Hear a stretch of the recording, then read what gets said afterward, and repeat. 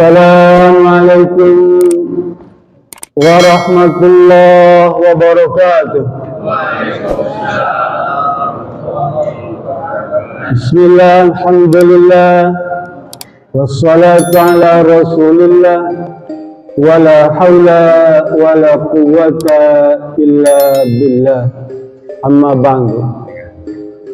Yang sama-sama kita hormati Ketua DKM Masjid Muhajirin serta jajarannya,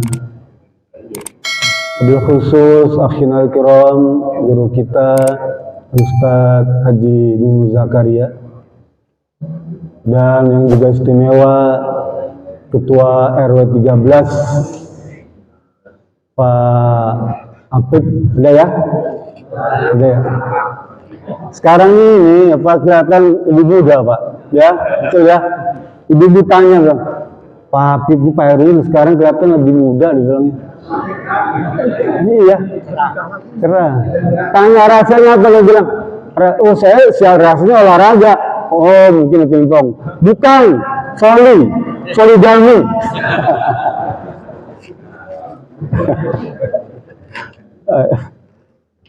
Yang berbahagia rekan-rekan sejawat jamaah Masjid Muhajirin, bapak-bapak dan ibu-ibu ya. Pagi ini saya akan menyampaikan tema tuntunan sholat istisqa. Pernah dengar nama itu? Sholat istisqa. Sholat minta hujan dia. Ya. Ada yang pernah praktek itu, bapak-bapak? Pernah ada yang ikut nggak? Belum. Sekali-sekali kita coba ya. Ini sunnah Pak. Bahkan banyak para ulama menyebutkan ini sunnah muakkadah kalau terjadi kemarau. Ya, jadi kalau terjadi kemarau ini termasuk apa? Sholat yang hukumnya sunnah muakkadah. Artinya sholat sunnah yang sangat dianjurkan. Kalau kita praktekkan bagus Pak. Apalagi hukumnya sunnah muakkadah. Kata Rasulullah SAW, inna awwala ma yuhasabu bil ibad ya, fi amalihim as-shalah. Sesungguhnya ibadah yang pertama kali dihisab oleh Allah itu dari seluruh perbuatan hambanya adalah sholat. Allah berkata kepada malaikat, dia bilang, fa'in apa? Unduru, perhatikan dari hamba itu.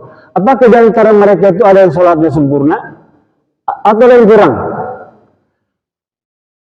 Fa'itana tamatan kataba tamatan. Kalau dia sholatnya sempurna, catat tuh, ya. Dia sholatnya sempurna. Fa'itana kosot, tapi jika sholatnya kurang, sholat wajib nih, sholat wajib ada kekurangan. Kan kadang-kadang kita sholat di Pak, rakaat pertama mungkin udah khusyuk, ya. Rakaat kedua masih ya setengah-setengah. Rakaat ketiga, keempat baru khusyuk, gitu ya. Atau waktu masih kecil kita kan banyak belepotan sholatnya ya. Begitu mulai tua, udah mulai baik. Ya, semakin tua, semakin baik, gitu. Nah, itu tuh kalau ada kekurangan, Allah bilang, undur minat tatawwa. Coba cek, ya. Sholat-sholat sunnahnya tuh. Wa in kana min tatawwu fatimul fardhah. Kalau dia punya sholat sunnah nih, cadangan sholat sunnahnya banyak, ya, maka sempurnakan sholat wajib itu dengan sholat sunnah. Kira-kira penting ya sholat istisqa itu? Penting Pak untuk menambah kalau sholat wajib kita ada kekurangan. Udah. Nah sekarang ini sudah hampir 3 bulan ya, kita nggak ada hujan, ya, kering. Bahkan di beberapa daerah itu pada mati pohon-pohon kita ya, udah kering saking keringnya tuh ya. Teman saya di Cikalong Pak, itu tanahnya dijual Pak, kan udah nggak produktif lagi, dijual tuh. Hasil penjualannya dikasihkan sama istrinya. Dulu dia beli cuma 50 juta Pak. Dijual sekarang 800 juta. Kasihkan sama istrinya, ini mah 600 juta. Istrinya senang ya. Ini dari mana yang segede banyak? Cerita. Mah, hampurannya bilangnya. Dulu 5 tahun yang lalu, Papa poligami di Cikalong. Terus Papa beliin kebon 50 juta. Sekarang udah cerai mah, udah putus gue. Udah Papa jual. Ini pembagi ada sisa segini nih. Buat warisan dia, sebagian dia kasih potong-potong, ada sisa 600 nih. Hampurannya mah. Itu ya. Dia dengar poligami itu ya, harusnya kan orang marah. Ya, enggak, dia senang dia bilang. Senang itu. Senang dia. Iya. Bahkan ngomong begini, papanya beda ya. Kalau tahu untuk begini, kenapa nggak 2-3 istri kawin lagi? Ini kasih lagi kawin lagi. Bisa begitu tuh. Ada niat. Ini Pak, ini teman saya Pak. Bentuknya boleh sawah, boleh rumah. Teruskan. Ya. Salat istisqa hukumnya sunnah muakkadah. Pada saat terjadi kemarau yang panjang gitu ya. Dulu di zaman Nabi Muhammad SAW ya. Waktu itu Rasulullah sedang khutbah di atas mimbar gitu ya. Kata Anas bin Malik, dakhala rajulun ilal masjid. Hadis ini sahih Pak. Faqama wa Rasulullah sallallahu yakhutub. Faqama rajul faqala, ya Rasulullah, halakal mal wa ja'al iyal fadullah lana al-ghaisa. Masuk laki-laki itu sholat ya ke masjid, Rasulullah khutbah, dia berdiri Pak ya, berdiri itu langsung apa kayak semacam apa protes atau bagaimana gitu ya, ya Rasulullah ya apa tahaddamal halakal mal, harta kan menghancur semua ya Rasulullah, rusak semua ya karena kemarau panjang ini. Wajah ya hewan-hewan juga pada kelaparan, pada mati ya Rasulullah. Ya kemarau panjang Pak, tanaman mati, nggak ada beras, nggak ada gandum, nggak ada kurma, gitu. Kering kerontang di Madinah Pak dulu. Ya di Madinah. Berdoalah ya Rasulullah agar kita mendapatkan hujan. Oh, agar Allah turunkan hujan. Hamba berdiri ya Rasulullah. Berdoa ya Rasulullah, karena dia yakin doa Rasul itu mustajabah. Minta. Lalu kata Anas bin Malik, warafanya jauh. Lalu Rasul mengangkat tangannya dan berkata, Allahumma aghithna, Allahumma aghithna, Allahumma aghithna 3 kali. Ya, 3 kali sih. Kata Malik, saya nggak pernah menyaksikan beberapa bulan itu udara tuh langit itu yang tadinya terang benderang berubah jadi gelap kecuali pada waktu itu. Lah Anas bin Malik sholat di belakang Rasulullah. Ya. Dan bayangkan Masjid Nabawi itu di zaman Nabi kayak kita begini, enggak. Atapnya itu pelepah, korma bocor, maksud saya gitu ya. Kelihatan langit itu. Dan bayangkan sekarang. Juga sudah itu cuma kotak gitu saja, tiang-tiang, bilik ya, pelepah kurma, atapnya kepakur, lagi kelihatan tuh langit segala tuh. Nah, Anas bilang begitu lihat ke atas, tiba-tiba berubah Pak, hujan turun. Sampai Rasul sekali baik itu Pak, sampai menetes di janggutnya itu. Ya, baru Rasul teruskan dengan sholat 2 rakaat. Sholat Jumat kan sudah Jumat ya. Dan itu berlangsung selama 6 hari Pak. Kemudian banjir Pak. 6 hari itu hujan kota Madinah banjir. Sampai ketemu Jumat lagi. Ya. Jumat lagi, Rasul khutbah lagi. Laki-laki tadi datang lagi. Ya. Dia protes ya Rasulullah, tahaddamal bina. Ya. Kalau tadi kan halakal mal, wajah, ya sekarang datang ngomong, ya Rasulullah, tahaddamal bina. Maksudnya apa? Bangunan kami rusak semua Rasulullah. Pak, di Arab rumahnya itu bukan kayak kita permanen pada marmer dinding keramik, enggak. Di sana apa? Lumpur tanah itu dikeplok-keplokin, paham ya? Kayak di beberapa daerah di negeri kita juga ada seperti itu ya. Lumpur tanah ditempel-tempelin jadi tuh kan, pakai batu sedikit lah. Jadi kalau kena hujan besar itu dia rontok tuh kan, ya rontok, hancur semua rumahnya. Tahajam Nabi ya Rasulullah. Bangun kami rusak semua, hewan kami hanyut semua ya Rasulullah. Tangan kami dari tanah merusak lagi ya Rasulullah. Ya. Fad'ullah lana. Ya. Berdoa ya Rasulullah untuk kami agar hujan ini jangan terlalu sering begini. Ini manusia Pak. Contoh ya, kita lagi. Kalau hujan itu sering kita kadang suka protes ya. Aduh, banjir lah gitu ya bilang. Ya, kita. Nah, sifat ini bukan hanya pada kita. Sahabat Nabi juga yang begitu Pak. Ya. Dikasih kemarau, protes, ya nggak suka. Dikasih hujan juga protes, ya, ngegerutu lah. Untung dia ada Rasulullah, bisa langsung lapor. Kan hubungan Rasul dengan Allah kan dekat, ya dekat. Sehingga mudah ada persoalan selesai. Nah kita kan susah. Kemarau hampir 5 bulan. Datang ke ahlinya BMKG. Dia bilang saya juga bisa ngapa-ngapain. Cuma ikhtiar doang. Datang ke ulama berdoa. Sebelum begitu dikabulkan doanya. Karena masih banyak maksiat yang dilakukan. Apa ya?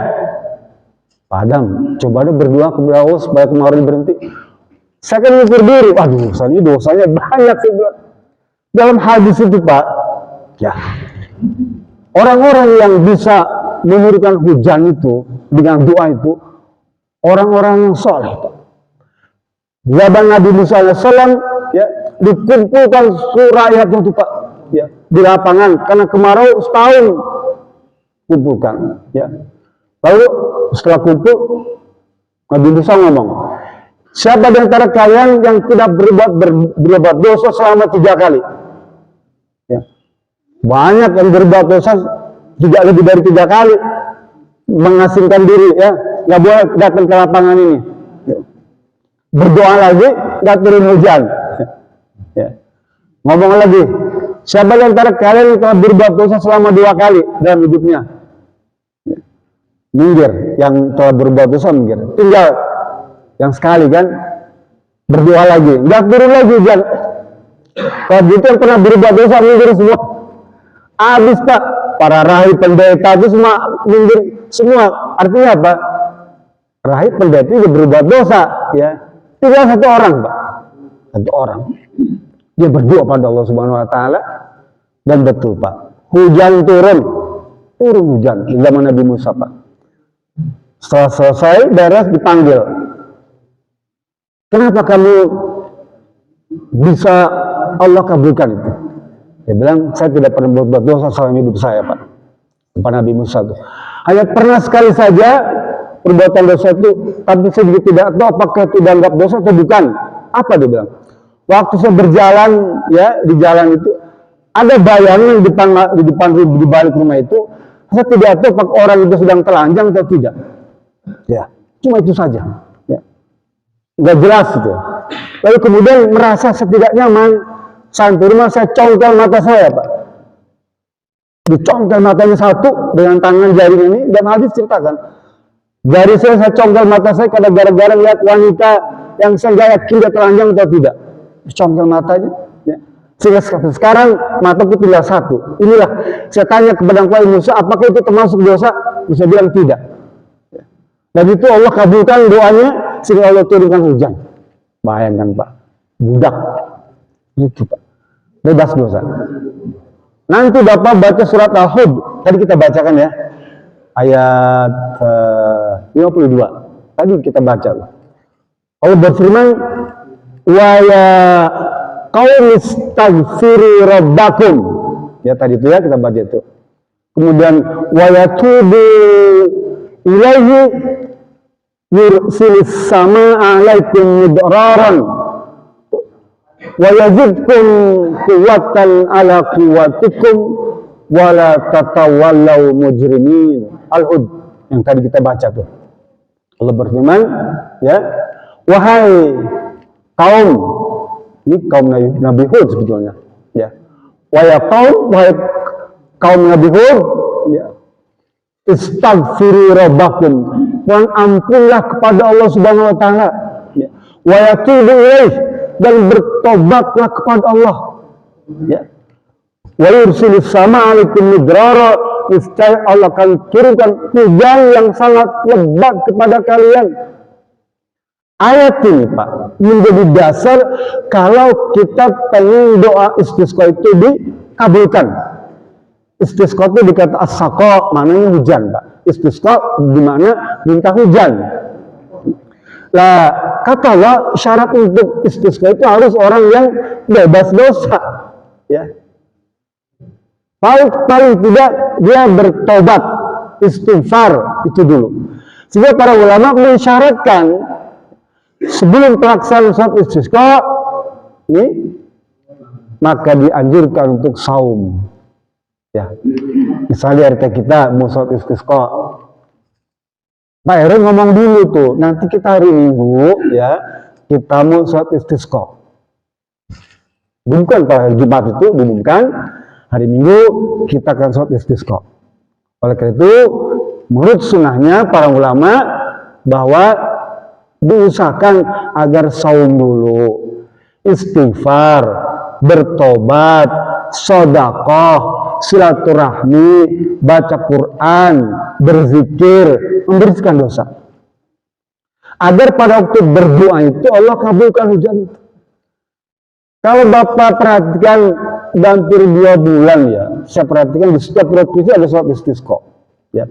Saya tidak berburuk sangka, tapi mungkin Allah belum mengabulkan, gitu ya. Tapi nampaknya Allah tidak mengabulkan seperti halnya Allah mengabulkan para nabi, para sahabat. Ada satu lagi, Abdullah bin Mubarak Pak, waktu Taman Tabin, kasusnya sama tuh seperti itu, Pak. Seperti zaman Nabi Musa itu, hanya satu orang yang bersujud yang Allah kabulkan hujannya Pak. Bayangkan Pak, itu zaman Tabin kemarin di Madinah tuh Pak, sama. Madinah kemarau panjang, lalu Abdullah bin Mubarak mengundang para teman-temannya satu kampung itu dan berdoa, nggak turun hujan. Memang berdosa minggir aja lah. Doa lagi, nggak turun hujan. Terakhir satu orang, namanya Al-Barqi. Dia apa sih mata juling lah gitu ya, Al-Barqi tuh. Karena budak, dia sendiri sujud tuh dan munajatkan, ya Allah, kalau sekiranya engkau tidak turunkan hujan, maka saya tidak akan bangun dari sujud ini. Tuh, sujud terus Pak. Di Arafah. Kebetulan sholat istisqanya di padang Arafah pada waktu itu. Sujud terus Pak, nggak bangun-bangun. Sampai kemudian kata Abdullah bin Mubarak, saya tidak pernah lihat awan berubah begitu cepat sehingga hujan turun dengan lebatnya. Sama persis seperti di zaman Nabi Muhammad SAW. Saya teruskan. Jadi sholat istisqa itu seperti itu Pak, ya. Harus orang-orang yang baik yang hadir, ya, sebaiknya begitu. Lalu kenapa kalau kita hadir boleh nggak? Boleh. Ya. Ada 3 cara sholat istisqa itu Pak. Nanti kalau cara menurut itu macam-macam Pak. Cara untuk mendapatkan hujan itu salah satunya dengan sholat istisqa. Satu ya. Sholat istisqa ada 3 macam. Istisqa ada 3 macam. Ya. Boleh nggak minta turun hujan itu lalu sholat Jumat? Boleh. Seperti hadis tadi saya bacakan, itu cara minta turun hujan melalui sholat Jumat. Apa ya? Itu sunnah apa ya? Yang ketiga, setiap habis sholat kita boleh berdoa minta hujan, baik sendiri maupun berjamaah, bukan hari Jumat. Paham ya? Jadi cara untuk mendapatkan hujan ada 3. 1 dengan sholat istisqa, 2 dengan sholat Jumat, 3 dengan ba'da sholah.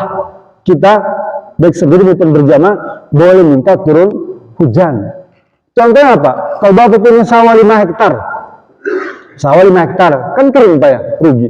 Aduh, sawah saya di Banjaran tuh 5 hektar sayang 25 bulan gak hujan-hujan tinggal di tahun ini, berarti paceklik kan itu ya, pribadi tuh ya. Minta pada Allah boleh agar hujan turun di tempat itu aja, bisa banyak hadis cerita tentang itu Pak ya. Kapan-kapan saya akan bacakan hadisnya panjang memang, gimana Allah menurunkan hujan khusus untuk orang itu, untuk hamba Allah itu ya. Dia punya sawah, Allah turunkan hujan untuk dia saja. Tuh. Sambil sahabatnya bingung, ini ada suara ya, agar hujannya turun di tempat dia, tapi turunnya di sini. Saking penasarannya sahabat itu telusurin Pak, arah air itu kemana ujungnya. Ternyata ke sawah Sufyan yang kering tuh, mengalir ke sana semua airnya itu Pak. Bahkan sawah yang lain tuh gak kebagian, bahkan airnya mengalir ke sana semua. Gitu Pak, istimewa. Jadi kita boleh sholat minta hujan itu melalui sholat Jumat ataupun sholat fardiyah sendiri itu ya. Yang penting bersihkan diri kita seperti sholat tadi ya, bebaskan kita, istighfar, bertobat, sedekah, baca Quran ya, bersihkan itu semua, minta pada Allah agar Allah turunkan hujan. Kembali pembahasan saya sholat istisqa ya, karena kemarin saya tanya ada ibu-ibu tuh tinggal di Indonesia nggak enak ya, sekarang ini kering bilang. Mengingat tinggal di Indomaret, bilang. Tinggal di Indomaret mah adem, panas. Di Indomaret bisa minum, bisa makan roti kan itu. Saya tuliskan, sholat istisqa ya, kata Ibnu Abbas dan Siti Aisyah itu dilakukan seperti sholat Id, paham Pak? Sholat hari raya itu Idul Fitri, Idul Kurban, maka sholat istisqa pun seperti itu. Yang pertama ya, seperti sholat Id ya. Pak RW, Bupati bikin pengumuman bahwa nanti hari Minggu kita akan sholat istisqa ya. Pelaksanaannya di lapangan, tempat terbuka ya, lapangan undang beresin semua, dan dohriyah dijaharkan, sehingga perlu speaker kalau kita mah ya, perlu sound system yang bagus sampai terdengar semua di lapangan, persis seperti sholat Id. Perbedaannya hanya pada takbir zawaid. Takbir itu nah, ada yang pakai takbir 7 kali rakaat pertama, 5 kali rakaat kedua, dan ada yang tidak perlu pakai takbir baik rakaat pertama maupun rakaat yang kedua. Paham ya? Jadi sholat dulu baru khutbah, sholat dulu baru berdoa begitu. Perbedaannya hanya pada takbir. Imam Syafi'i dan Imam Hambali merukunkan dibacakannya takbir 7 kali rakaat pertama dan 5 kali rakaat yang kedua. Imam Malik dan Imam An-Nawawi tidak perlu ada takbir baik ada rakaat pertama pun rakaat yang kedua. Bisa paham ya? Bapak boleh pilih itu, mau takbir boleh, mau enggak takbir juga boleh.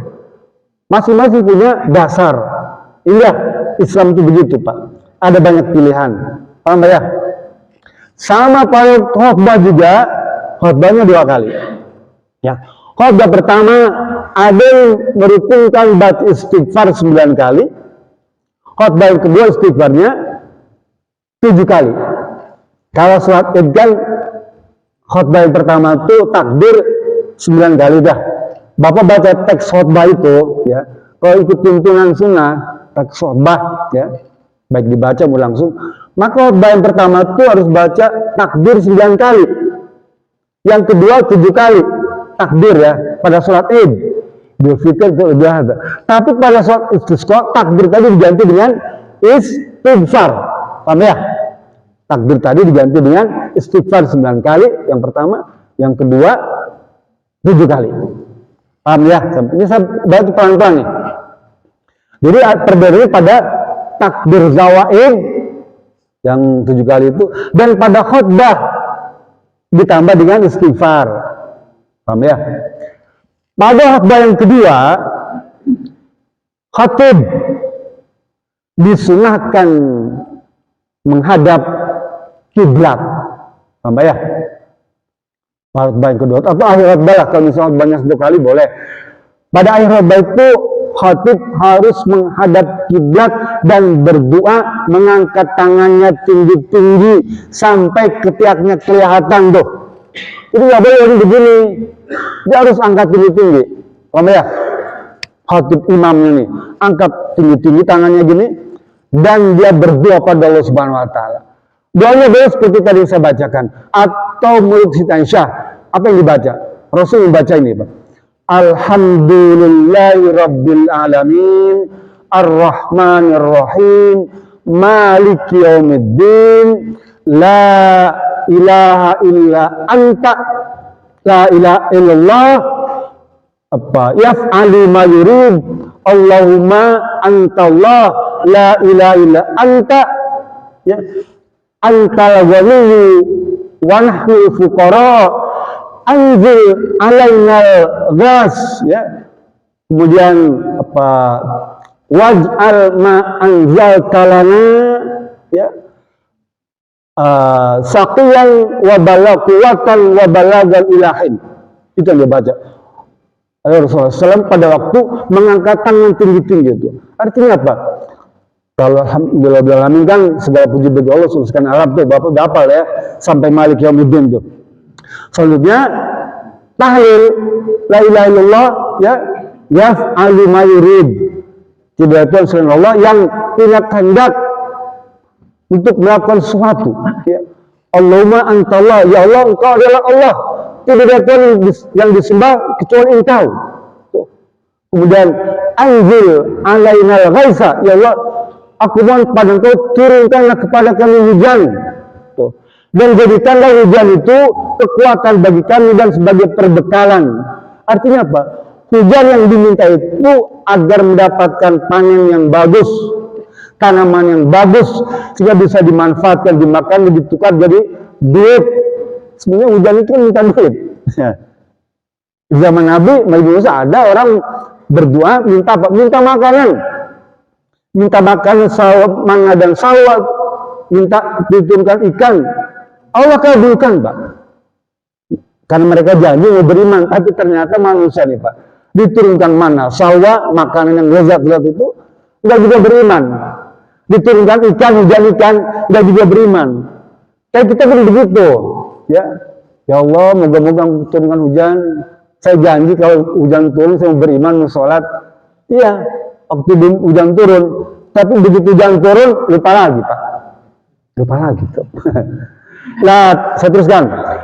Waktu khatib berdoa itu menghadap kiblat itu selesai, ya, dia berbalik ke arah makmum dan memutar selendangnya.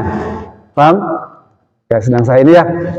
Ini saya balik. Paham?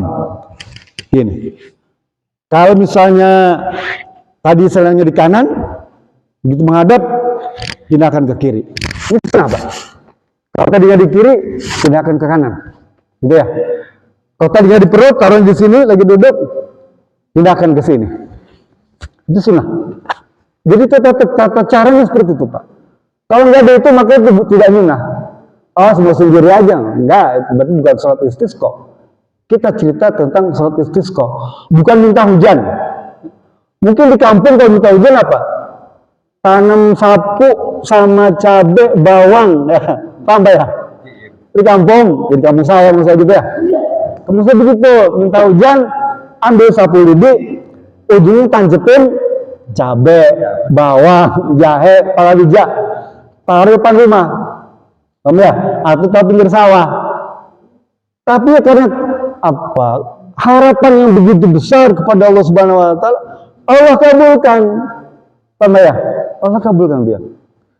Itu yang pertama ya, cara minta hujan melalui cara sholat istisqa yang pertama. Yang kedua, cara sholat istisqa sama seperti sholat Jum'ah. Paham ya? Kalau tadi seperti sholat Id, sholat dulu baru berdoa, baru khutbah. Yang kedua, khutbah dulu baru sholat. Paham ya? Boleh. Sholat dulu baru khutbah. Khutbah dulu baru sholat. Khutbah seperti biasa, lalu kemudian menghadap kiblat lagi seperti tadi tuh. Ini di lapangan Pak ya. Ini cerita sholat istisqa. Seperti sholat Jumat ya. Sholat dulu, khutbah dulu 2 rakaat, khutbah dulu tuh, khutbah didahulukan ya, sampaikan tausiah ya, kemudian menghadap kiblat lagi seperti tadi tuh, baca doa yang tadi saya bacakan, kemudian selesai menghadap makmum, pindahkan sorbannya kanan ke kiri ke kanan, dari punggung ke bawah, selesai sholat 2 rakaat seperti sholat Jumat itu ya. Nah itu dipraktikkan oleh Rasulullah, dan pada waktu itu belum selesai doa itu hujan udah turun lebat Pak ya. Sampai kemudian para sahabat lari-lari ya, cari perlindungan ya. Lalu Rasul tersenyum sampai kelihatan giginya tuh, tertawa Rasul menyaksikan sahabatnya, umatnya berlari-lari meninggalkan hujan, takut kehujanan ya, senyum bahagia Rasulullah SAW ya. Dan yang ketiga, cara sholat istisqa itu menggabungkan keduanya. Apa contohnya? Contohnya begini, Rasul sedang di lapangan ya, atau di masjid atau di mushola, langsung berdoa tanpa ceramah, langsung berdoa saja tuh, beres ya, baru sholat. Kita tinggal pilih yang mana aja tuh, boleh ya. Baik cara sholat istisqanya, baik cara untuk mendapatkan hujannya ya. Kan kalau cara mendapatkan hujan itu macam-macam. Kalau BMKG menebarkan dengan KSL, kalau yang pawang itu dengan ketong-ketong dia, nong. Ya itu caranya dia, silakan aja ya. Bukan istisqa kan, cara minta hujan. Kalau kamu pakai sapu lidi, cara itu adat ya, silakan saja kalau memang terbukti, silakan. Tapi tidak termasuk ibadah yang disyariatkan, paham ya? Itu bukan termasuk ibadah yang disyariatkan. Sedangkan ibadah yang disyariatkan adalah sholat istisqa tadi untuk mendapatkan hujan. Lalu kita dengan mereka itu gimana? Nggak usah kita kecil hati, nggak usah kita kemudian menuduh macam-macam. Yes, itu jalannya mereka lah ya, mereka punya cara sendiri, terserah ya, urusan mereka. Kalau pergi ke Amerika Selatan pakai fodo itu kan ya, untuk mendapatkan hujan macam-macam, silakanlah, itu keyakinan mereka. Cuma kita sebagai orang Islam punya keyakinan bahwa untuk minta hujan itu yang sesuai dengan tuntunan Rasul ada yang tadi saya bacakan, sholat istisqa atau berdoa pada waktu sholat Jumat atau sholat secara pribadi ya. Terakhir, sebaiknya memang sholat istisqa itu tidak perlu dengan pakaian mewah Pak, nggak perlu pakaian yang bagus-bagus, yang sederhana saja ya. Kemudian para ulama memberikan syarat lagi, kalau bisa ya, yang datang itu ada mereka para masyayikh, orang-orang alim, orang-orang soleh ya. Dan jangan lupa yang kedua adalah orang yang masih punya hutang. Paham nggak? Ada punya hutang nggak nih? Banyak. Cicilan belum lunas ya. Nah, itu salah satunya Pak, agar doa dikabul, menyertakan orang-orang yang punya hutang untuk ikut serta sholat istisqa. Pak, kalau saya merasa punya hutang ya, saya akan cari di mana ada acara sholat istisqa, saya akan datang gitu Pak. Dan karena itu kata para ulama mustajabah Pak. Kan kabupaten ada daftar tuh Pak. Pak Dadang dia bikin daftar ya, sholat istisqa di kecamatan mana aja tuh, dia keliling-keliling. Saya bagus juga ya, perhatikan ya, juga ada beberapa bupati yang mempraktikkan itu, bahkan gubernur memelopori ya agar rakyatnya tuh melaksanakan sholat istisqa.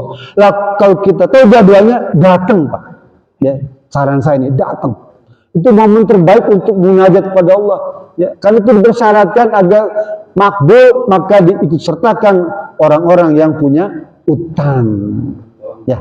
Paham ya? Rasanya itu saja yang bisa saya sampaikan ya, lebih kurang mohon maaf. Memang materi panjang Pak ya.